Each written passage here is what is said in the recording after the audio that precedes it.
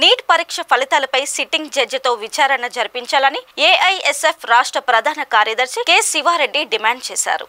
అఖిల భారత విద్యార్థి సమాఖ్య కాకినాడ జిల్లా సమితి ఆధ్వర్యంలో స్థానిక పిఆర్ భవన్ నందు ఏర్పాటు చేసిన పత్రికా విలేకరుల సమావేశంలో ఆయన మాట్లాడారు. నేషనల్ టెస్టింగ్ ఏజెన్సీ విడుదల చేసిన నీట్ పరీక్ష ఫలితాలలో దేశవ్యాప్తంగా 67 మంది విద్యార్థులకు 720 మార్కులకు 720 రావడం, అందులో ఆ 6 విద్యార్థులు హర్యానాలోని ఒకే సెంటర్ కి సంబంధించిన వారు కావడం అనేక అనుమానాలు కలిగిస్తుందని, తక్షణమే నేషనల్ టెస్టింగ్ ఏజెన్సీ విడుదల చేసిన ఫలితాలపై కేంద్ర ప్రభుత్వం స్పందించి మెడికల్ విద్యార్థులకు న్యాయం చేయాలని డిమాండ్ చేశారు. అలాగే వైసీపీ ప్రభుత్వం హయాంలో జరిగిన అవకతవకలపైన దర్యాప్తు చేపట్టాలని విజ్ఞప్తి చేశారు. దేశంలో, రాష్ట్రంలో విద్యారంగంలో వస్తున్న మార్పులపై, సామాజిక, ఆర్థిక, రాజకీయ పరిస్థితులపై విద్యార్థుల్లో చైతన్యం నింపడానికి జూలై 8, 9, 10వ తారీఖుల్లో కాకినాడ పట్టణంలో రాష్ట్ర స్థాయి విద్య, వైజ్ఞానిక, రాజకీయ శిక్షణ తరగతులు నిర్వహిస్తున్నామని, ఈ కార్యక్రమాన్ని విజయవంతం చేయాలని ప్రజలకు పిలుపునిచ్చారు.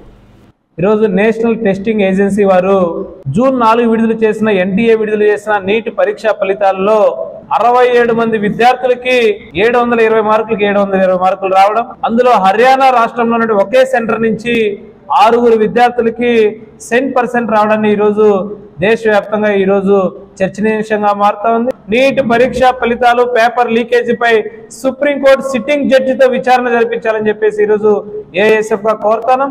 వైఎస్ఆర్సీపీ ప్రభుత్వం యూనివర్సిటీలలో యొక్క ప్రతిష్టను మసకబారింది, యూనివర్సిటీ యొక్క స్వయం ప్రతిపత్తిని దెబ్బతీసింది, విశ్వవిద్యాలయ ఒక రాజకీయ పునరావాస కేంద్రాలుగా మార్చేసినటువంటి ఈరోజు గతంలో ఉన్నాయి.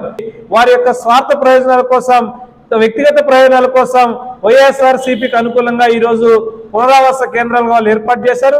తక్షణమే విశ్వవిద్యాలయాలని పూర్తిగా కూడా వాటిని కూడా ప్రక్షాళన చేయాలని చెప్పేసి ఈరోజు ఏఐఎస్ఎఫ్ గా కోరుతున్నాం. కాకినాడ పట్టణంలో అఖిల భారత విద్యార్థి ఫెడరేషన్ ఏఐఎస్ఎఫ్ రాష్ట్ర స్థాయి విద్య, వైజ్ఞానిక, రాజకీయ, సైద్ధాంతిక శిక్షణ తరగతుల్ని జూలై 8, 9, 10వ తారీఖుల్లో కాకినాడ పట్టణంలో నిర్వహిస్తా ఉన్నాం.